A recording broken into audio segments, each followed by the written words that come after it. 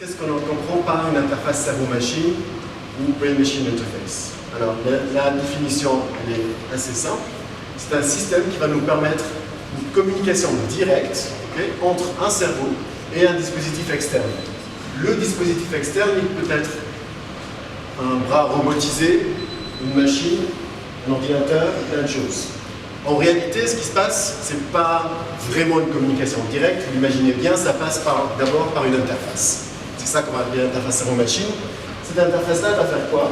Elle va prendre l'activité cérébrale, la mesurer. Ensuite, elle va traiter cette information-là et appliquer des algorithmes qu'on appelle des algorithmes de translation, de décodage ou de traduction de l'activité cérébrale pour ensuite, en dernière étape, envoyer une information à l'ordinateur qui va entreprendre une action, comme afficher quelque chose par exemple. Mais encore, comment est-ce que ça peut marcher? Alors je donne un exemple ici.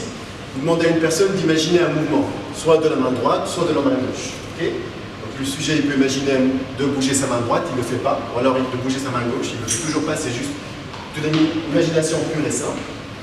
Ensuite, on mesure l'activité cérébrale, on traite les signaux cérébraux qu'on a mesurés autour du cerveau, et avec des algorithmes de classification, qu'on appelle l'apprentissage machine, le machine learning, on va essayer de décoder cette information-là pour deviner est-ce que cette activité cérébrale-là qu'on a mesurée correspond plus à quelqu'un qui imagine bouger sa main droite ou plus à quelqu'un qui imagine bouger sa main gauche. Et dans le cas où mon classifieur, mon algorithme dit ça c'est plutôt une imagerie de mouvement de la main gauche, ce que je peux faire, je peux ordonner à l'ordinateur de bouger un curseur vers la gauche. Et dans l'autre cas, dans le cas contraire, bouger un curseur vers la droite. Le résultat, c'est que quand la personne imagine un mouvement de sa main gauche, le curseur pourrait bouger à gauche. Quand il imagine bouger sa main droite, ça peut aller. Le curseur va se déplacer vers la droite. Mais encore, comment est-ce que c'est possible de faire ça? Surtout que c'est de l'imagerie. Là, c'est vraiment les pensées, il n'y a pas d'activité musculaire faite par le sujet. Alors là, c'est là où on revient un petit peu vers la physiologie, vers les neurosciences. En fait, ce que je vous montre ici, c'est le cerveau. On va revenir par celui-là. Là, vous voyez les régions du cerveau qui s'activent lorsque on exécute un mouvement. Vous voyez que l'activité cérébrale, elle est bien large, c'est un réseau, c'est pas juste une partie du cerveau qui s'active, même s'il y a une région motrice primaire, mais en fait, il y a tout un réseau qui s'active parce qu'il y a la sélection de l'action, le calcul de comment je vais exécuter mon action, l'exécution elle-même, et tout cela, ça prend bien plusieurs régions du cerveau.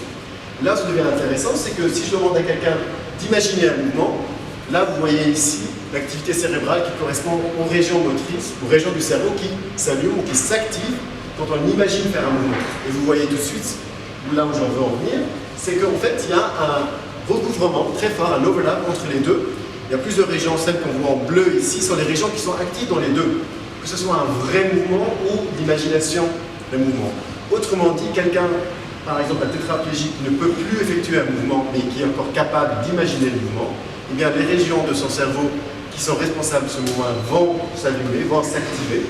Et donc, si je suis capable de mesurer cette activité-là, je peux pouvoir la transmettre à un ordinateur pour lui demander d'effectuer, de déplacer par exemple un bras robotisé ou une chaise roulante. Alors, quand on parle d'interface cerveau-machine, la question qui se pose, c'est oui, ben alors, les signaux cérébraux, je pense que la majorité d'ici le savent, on a plusieurs façons de l'enregistrer. On peut l'enregistrer avec l'IRM, on peut l'enregistrer avec l'EEG, la MEG. Donc, quel signal va-t-on utiliser? Le signal le plus connu, le plus classique pour les interfaces cerveau-machine, parce que c'est pratique, c'est l'EEG, l'électroencéphalographie, l'espèce d'électrode qui mesure l'activité électrique du cerveau. Le pendant magnétique de ça, donc l'équivalent en magnétique, c'est la magnétoencéphalographie, c'est là où on va mesurer le champ magnétique créé par les assemblées de neurones quand elles s'activent. L'électrocorticographie, là c'est des grilles d'électrodes qui sont posées à même le cerveau, donc là il s'agit de patients implantés. Je ne fais pas ça avec des sujets simples, vous en doutez. La SEEG, la stéréo-EEG, encore une fois il s'agit d'enregistrement invasif, donc là on est dans le cerveau avec des électrodes qui rentrent dans le cortex. Ça aussi c'est souvent fait dans le cas par exemple de l'épilepsie. Ou alors avec des enregistrements de microélectrodes en unitaire ou multi-unitaire, aussi en invasif. Donc, il y a deux grosses familles de types d'enregistrement électrophysiologique, pour parler que de cela pour l'instant. En vert ici, ce qu'on appelle les enregistrements non invasifs, ça fait pas mal, ou alors des enregistrements invasifs, et là, ça nécessite une chirurgie, et on ne le fait pas avec des sujets sains, bien entendu. Alors, je vais montrer quelques exemples d'interface cerveau-machine, brain-machine interfaces, qui se basent sur un enregistrement d'activité de façon invasive, c'est-à-dire on va rentrer dans le cerveau. Pour commencer, un petit quiz, est-ce qu'il y a quelqu'un qui a une idée de ce que c'est? On dirait un processeur, c'est pas ça.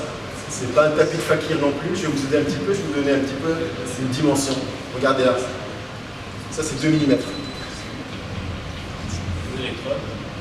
C'est un type d'électrode. Tout ça, c'est des points d'enregistrement. Donc, on a 96 microélectrodes, vous voyez ici.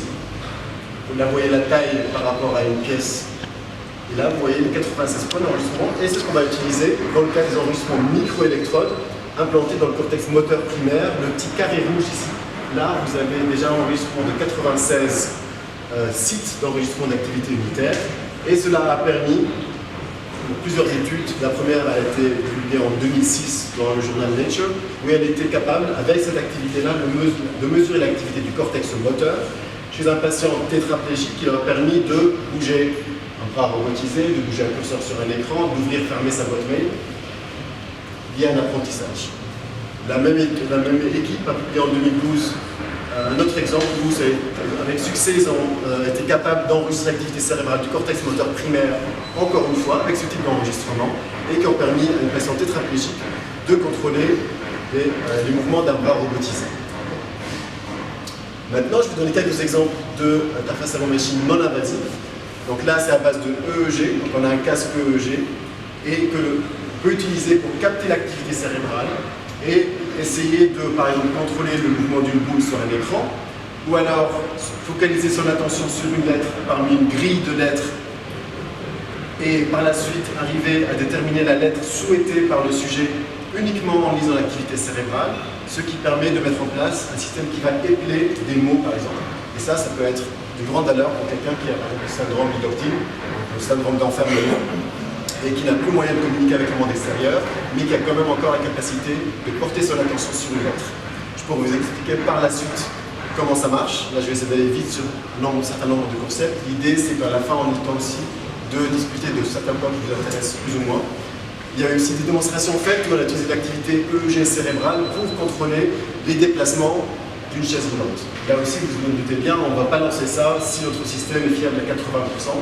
Parce que quelqu'un qui veut s'arrêter, ne pas traverser une rue parce qu'il y a une voiture qui vient, il faut absolument que le système s'arrête. Donc là, on est dans des cas où on a besoin d'une fiabilité dans la prédiction et dans le décodage de l'intention de la personne qui est vraiment primordiale et importante.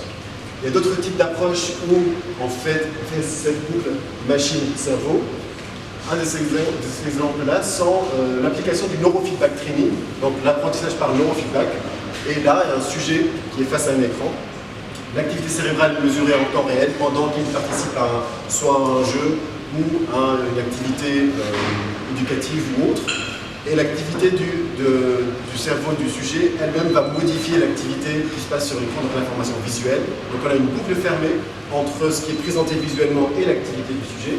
Et ce type de procédure peut être utilisé, par exemple, pour entraîner l'activité cérébrale spécifique qui, par exemple, dans le cas de certaines pathologies, n'est pas au niveau où elle devrait être chez les sujets normaux. Par exemple, augmenter l'activité du lobe temporal ou pariétal dans une certaine bande de fréquence.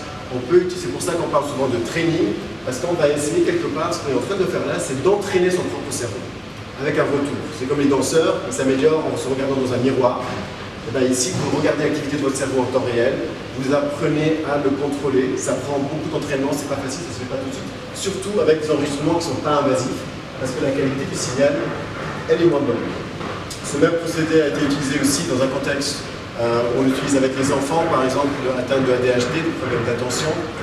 On leur demande de contrôler la position d'un oiseau dans un jeu, par exemple. En fait, ce qu'eux ne savent pas, quand ils font face à ce genre de système, c'est que la position de l'oiseau est donnée par l'activité cérébrale spécifique, mesurée à un endroit spécifique de leur cerveau, dont nous, chercheurs, de notre côté, savons qu'elle est importante, qu'il faut la développer, elle, pour éventuellement minimiser les syndromes ou ce qu'on peut mesurer chez les patients atteints de déficit d'attention.